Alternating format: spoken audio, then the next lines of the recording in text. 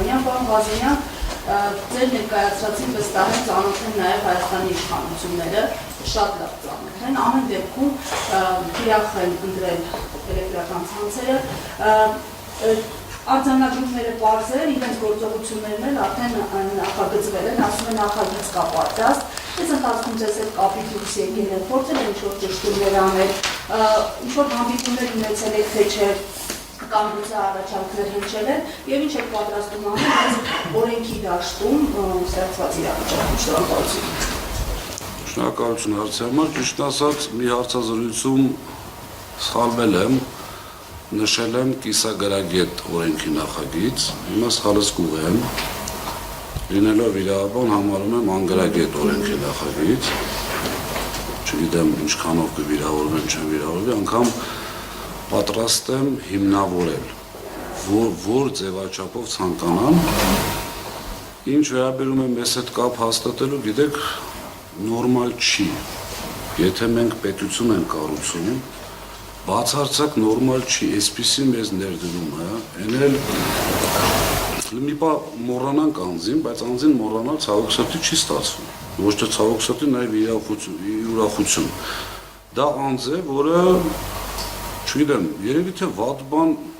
ասելն է դժվար այդ մարդու մասին, բոլոր տեսակի հնարավոր միջոցներով, այսպես ես անձամբ շփվելով իր հետ, բացարձակ, եթե խոսքը գնացել է պետության բարեգործության վերաբերյալ, անգամ թիվ չի հարցրել, բայց նորմալ չի, երբ որ այսպիսի գործընթաց է նախաձեռնվում և այն ընկերությունը, որին փորձում են պետականացնել, խլել, ոնց ուզում եք այդ անունը դրեք, յուրաքանչյուր բառ այդտեղ տեղին է, որևիցե ձևով, լավ, առանց փաստաթղթային, ինչ-որ զանգով, եկեք, քննարկենք, հասկանանք, միգուցե չէ, մենք էլ ունենք թերություններ, մենք էլ ունենք խնդիրներ, անսխալական ոչ մարդ կա, ոչ կազմակերպություն կա աշխարհում, բացի Հիսուս Քրիստոսից, չի եղել այդպիսի բան, այստեղ է, այստեղ պրոբլեմը հենց այստեղ է, ինչի չեն այդ մարդիկ կամ այդ մեր իշխանությունները ցանկանում դա քննարկել։ Իմ անձնական կարծիքը ասեմ, որովհետև նախ վախենում եմ, որ այդ քննարկումների արդյունքում իրենք սխալ դուրս կգան, այսինքն այստեղ պետականացնելու խնդիրը ընդհանրապես մտածելն անգամ օգտագործել եմ շատ են,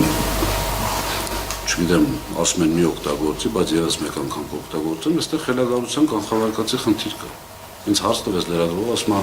դուք կանխատեսում եք, որ հնարավոր է այսպիսի գործընթաց, ասում ենք չենք պատրաստվում խելագարության կանխավարկածով առաջնորդվել։ Հիմա չի եղել, ձեր հարցին այսպես մի քիչ երկար ստացվեց պատասխանը, որևիցե ձևով չի եղել։ Իսկ ինչ եք պատրաստում անել օրենքի շրջանում։ Չնայած որ մեր դեմ պայքար է տարվում ոչ օրինաչափ, այսպես ասած առանց կանոնների մարտի ձևաչափով, մենք պատրաստվում ենք հաշվի առնելով, որ մեր ընկերության սեփականատերը պետականամ այդ մարդ է,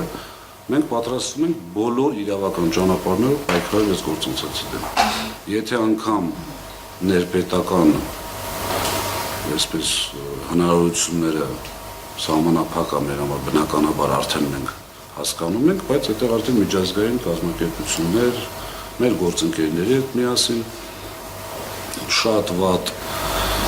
արձագանքներ եմ ստանում մեր միջազգային գործընկերներից, իհարկե